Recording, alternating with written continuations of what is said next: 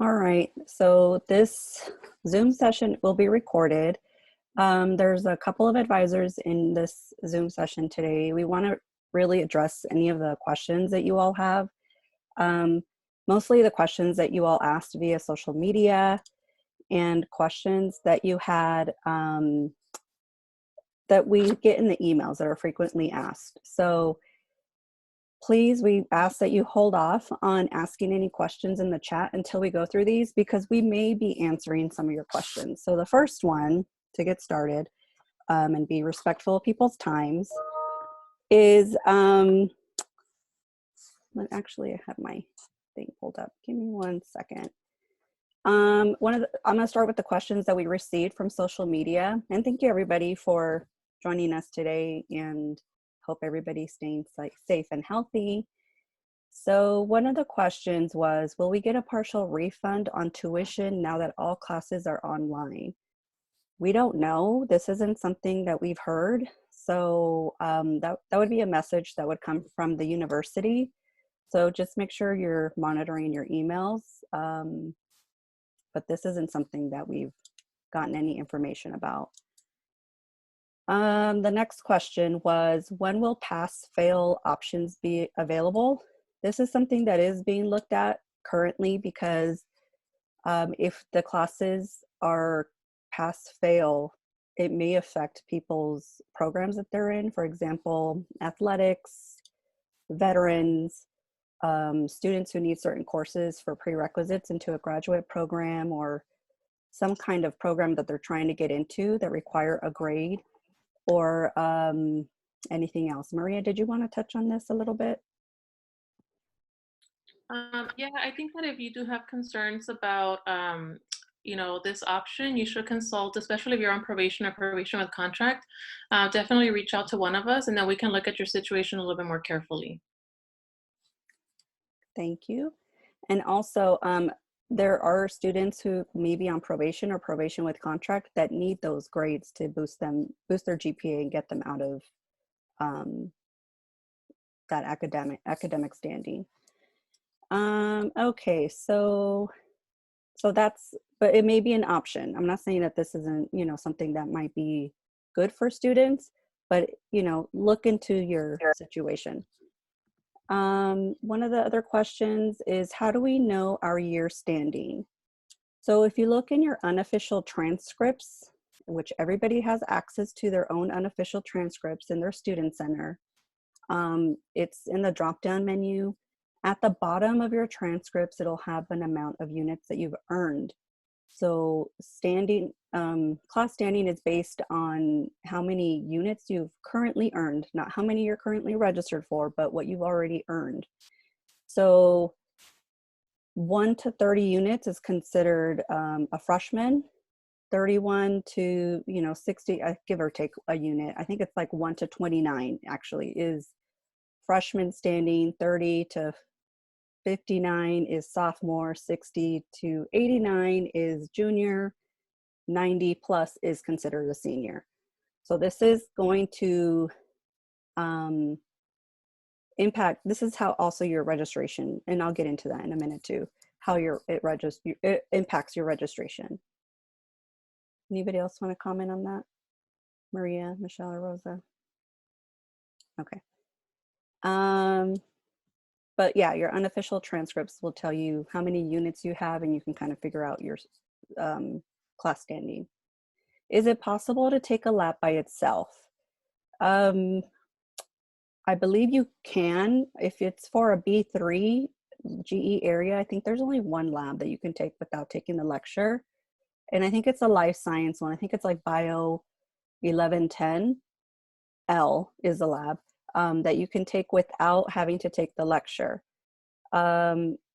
If maybe you took a lab and you passed it and maybe didn't pass the lecture portion, I think you might be able to try to work with the department to get you in, or vice versa. If you pass the course and not the lab, you could probably talk to the department about just trying to get into the lab portion if you pass the class. But that would be up to the department, and it's a case by case, I think. So is there talk regarding making the classes this semester pass, no pass? We've already covered that. That was the second question, the pass fail option. It says, I've seen a post where general registration starts the 8th of April, but my enrollment date isn't until the 16th. Why is that? Shouldn't I be able to register the 8th? This is going back to the class standing that you're in. So seniors are the ones who, the people with the most units are the ones who get to register first, because typically they're seniors and we want them to get into their courses to finish their remaining degree requirements. And registration is spread out over a 2-week period. And it doesn't mean that every senior gets to register. So how it works is, depending on the students who have the most units or who have a senior appointment at this point. So students who are graduating this fall may have applied for a senior appointment or for graduation to receive their senior appointment because this is their last semester. So they'll be in the first wave of students to register on April 8th. I think it's at like 8 a.m. I'm not sure. So they'll be the first group of students, and then they're giving a 2 to 3 day window to register. No appointments are done over the weekend. So then in the next wave will be the next group of students with the next amount of units. And it kind of just goes based off of that. So nobody with less units than you is registering ahead of you. Just keep that in mind. But that is how how enrollment dates are done. And they're done by the registrar's office. And it's based on how many units you have earned. Again, this is not including spring. So this is just what you've currently earned. That will take you to your fall registration enrollment dates. Let's see. Will we get a partial refund on tuition? Again, that was something that we don't know about. Is the commencement ceremony still possible at a later date? Yes. The dean recently sent something out, and I know that it was postponed, not necessarily canceled. So just keep checking your emails for more information on this.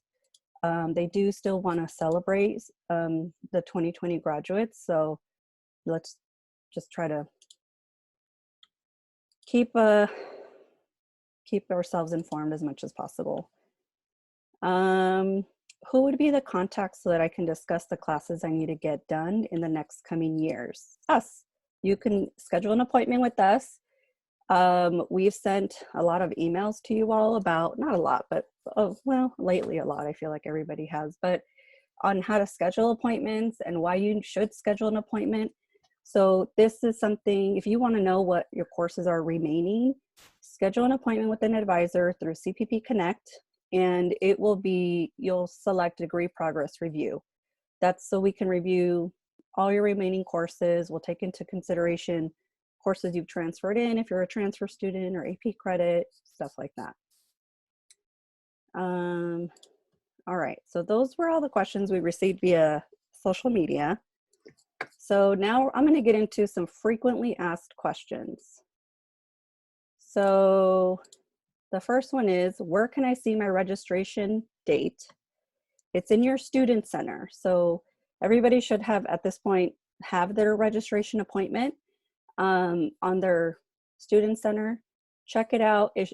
Don't confuse it with your summer one, because your summer one is still in there, which reminds me about summer I need to talk about. Your registration date and time will be in there, and that's when your registration date is. It's on the bottom right of your student center. And why is it so late? I kind of went over that already about, it's based on your class standing. How many units can I register for? So this brings me to an email that was sent out by the registrar's office. So they sent out an email to all students. Was it Monday? Do you guys remember what day it was? Let me see. I'm going to share my screen with you all so you guys can see this. If I could figure this out. Give me 1 second.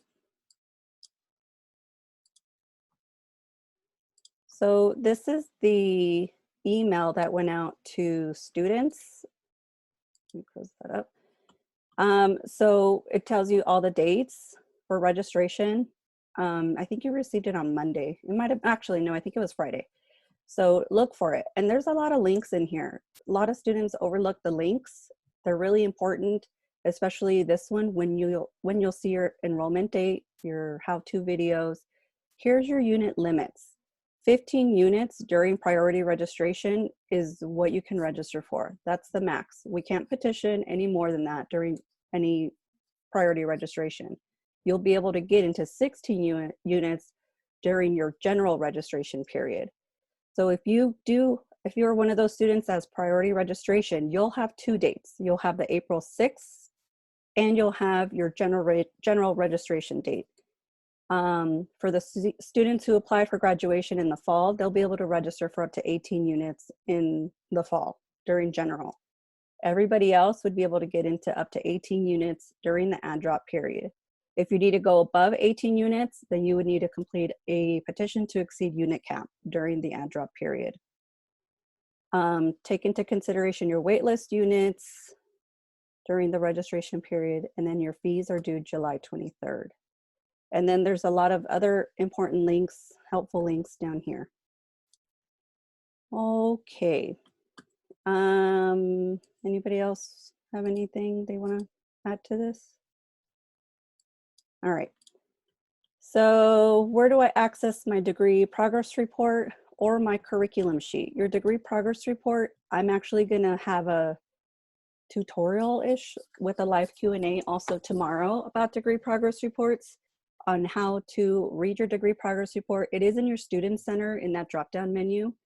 And then your curriculum sheets, we actually sent an email out about that a couple weeks ago as well. And it had, again, information that's often overlooked. I'll share my screen again with you all. So this one here is the one we sent out. We sent it on Tuesday, March 24th.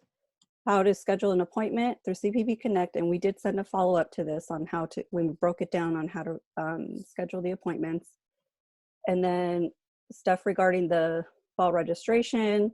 This is the registration guide from Student Success Central. If you know what you need to take to, and a lot of you have sent us your fall schedule, so thank you for that. And then how to, again, we already discussed this, how to schedule an appointment to see what courses you have left to take. One question on the FAQ is the change of major. We don't advise on change of major. That's actually done through the department you're trying to switch to. So if you have an idea of what major you want to get into, you need to contact them because they may have prerequisites to get into their program or meetings, certain GPA, something that they might need to. Not all of them do, but some of them do, but they're the ones to better ask.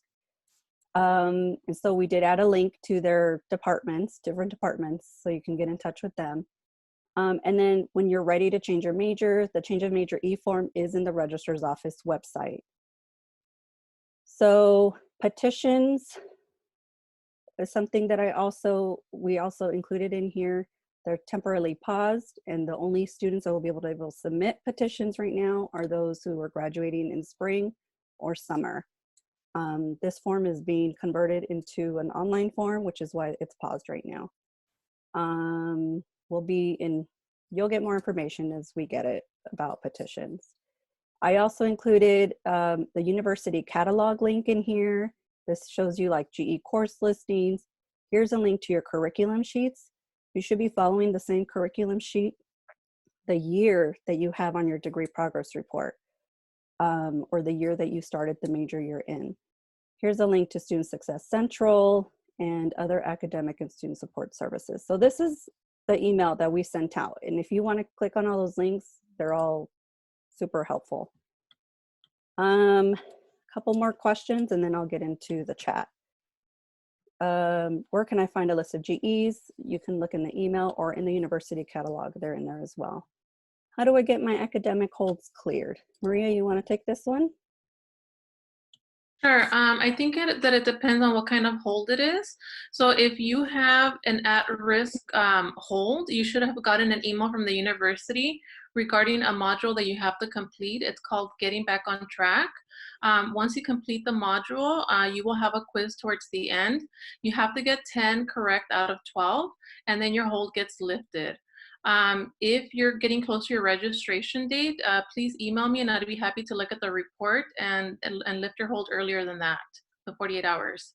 If you are on probation or probation with contract, you should have gotten an email from me for you to schedule an appointment. So you have a specific link that you have to click on, and it should give you my availability. So I do have availability from now until pretty much May.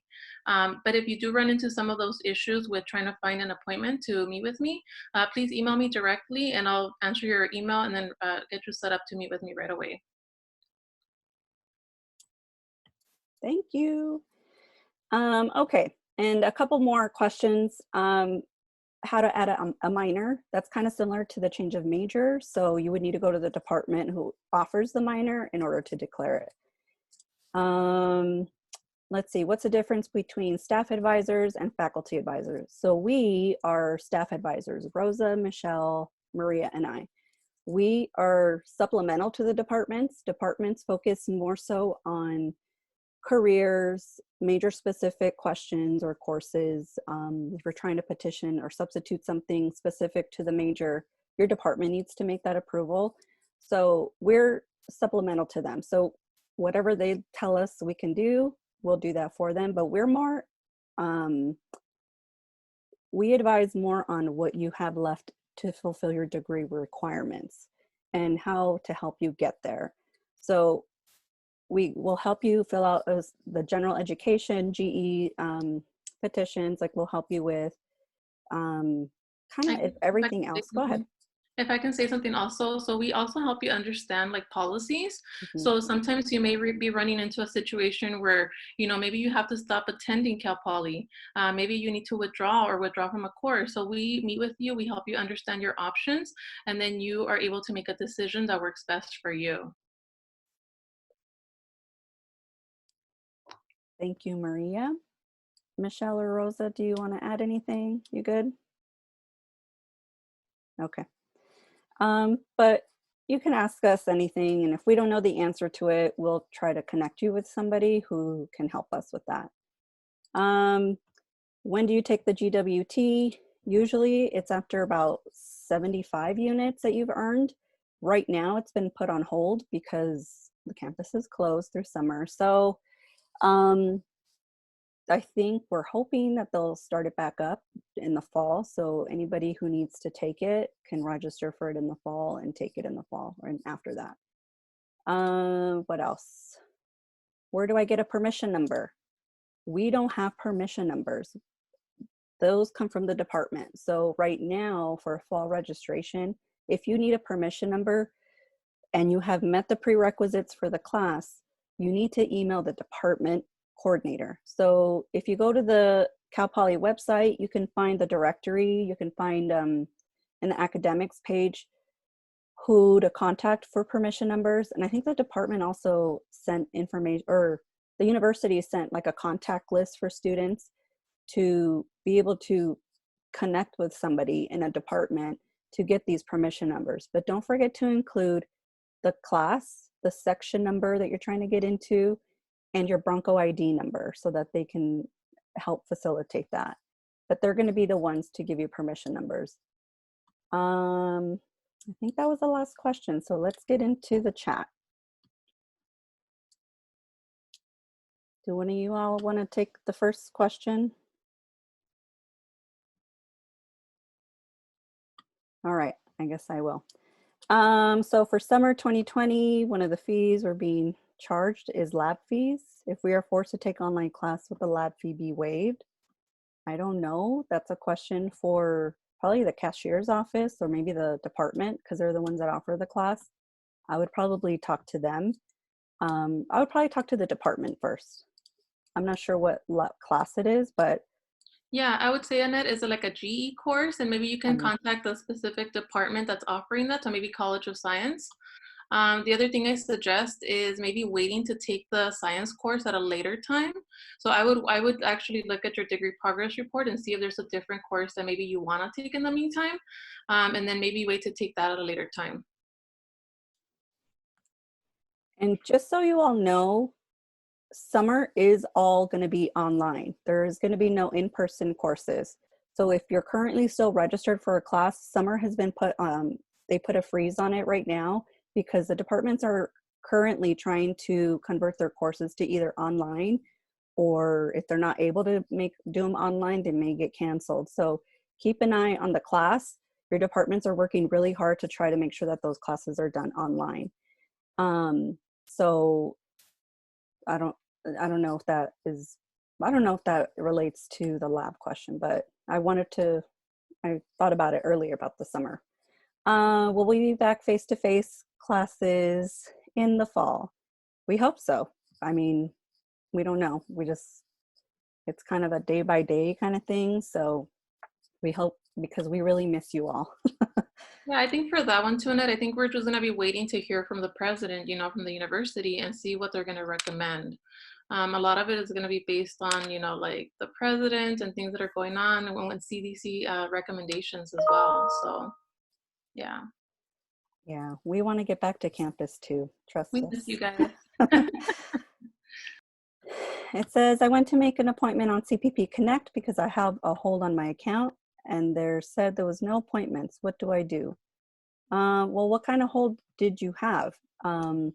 If it's an academic standing hold, you should be emailing Maria or checking for her email. If it's an advising, you shouldn't have any advising holds because I believe those were taken off. But there are appointments available in CPP Connect. Just refer back to the email we sent about how to set up an email. Make sure you're selecting the proper drop-down options.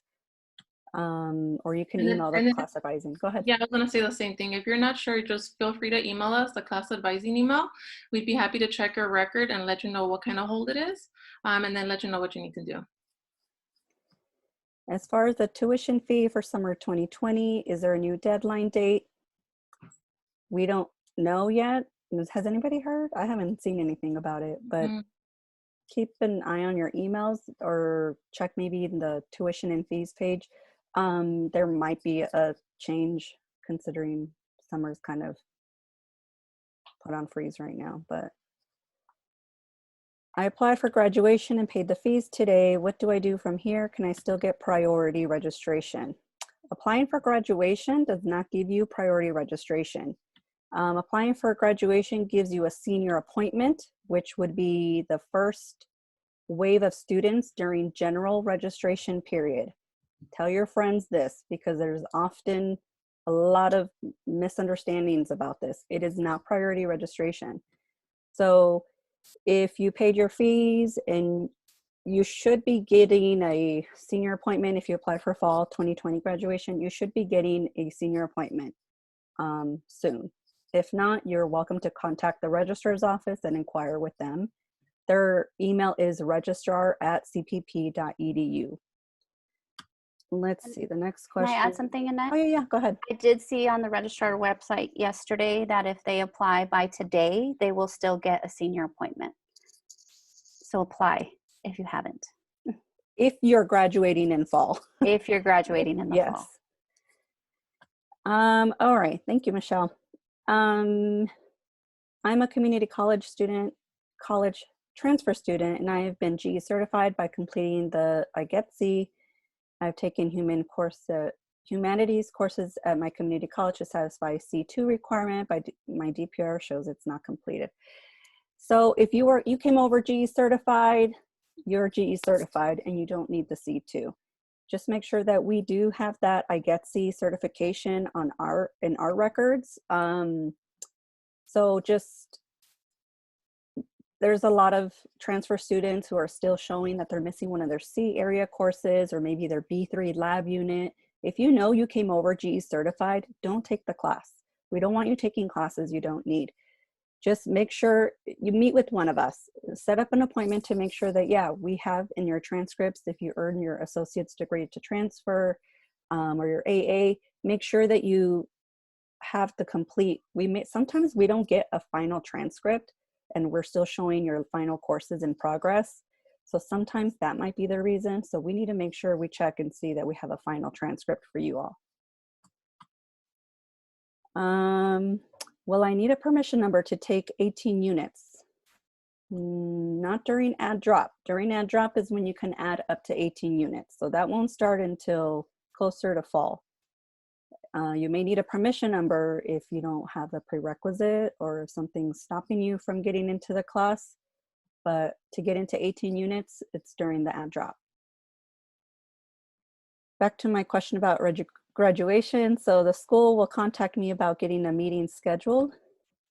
I'm not sure what the meeting is for. Lorenzo, if you can let us know. Let me see if I can. Oh, I guess my question for Lorenzo would be, did he already meet with one of us to do a graduation check? Let me unmute him really quick. Lorenzo? Hello? Lorenzo? Yeah, can you hear me? Yes. Do you want to go ahead? Go ahead. What's your question? Oh, you guys were talking about when I apply for graduation and then pay for my fees that I will be scheduled a meeting, and that's how I get the early registration. No, you'll get a senior appointment, meaning you're going to get a senior registration date. Okay, so that'll go into my file then, correct? No, it'll go in, you'll see your new enrollment date, April 2nd. I'm sorry, because you applied by April 2nd, you'll see your new enrollment date, which would be April 8th. Okay. In your student center, you'll see it. If you're not sure if you're going to graduate for sure, schedule a meeting to do a senior graduation check with one of us. Okay, and I could email one of you guys or go through the email that you sent us. You can go through CPP Connect and schedule one.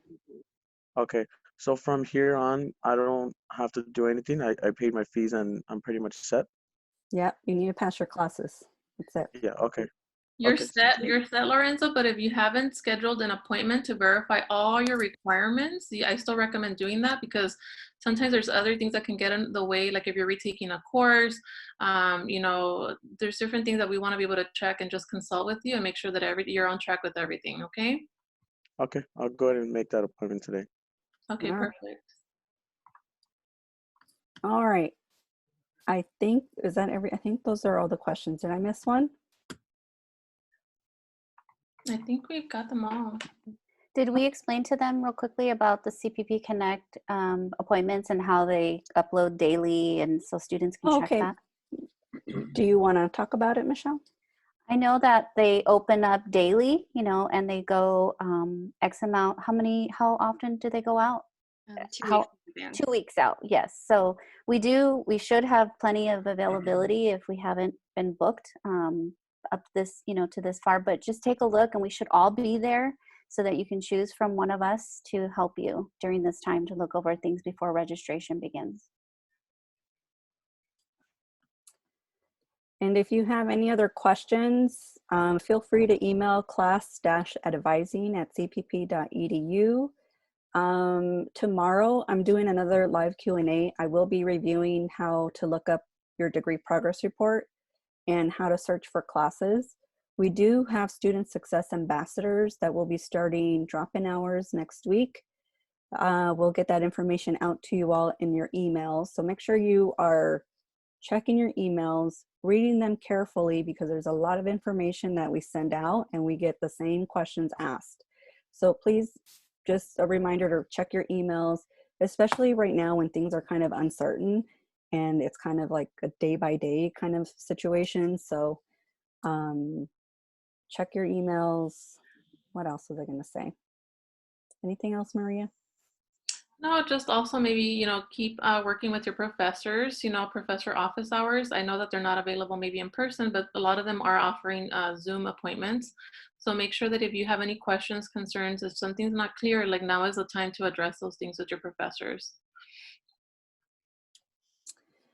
All right, and that's it. Thank you everybody for joining us, and we miss you all and hope you're all staying safe and healthy. Okay.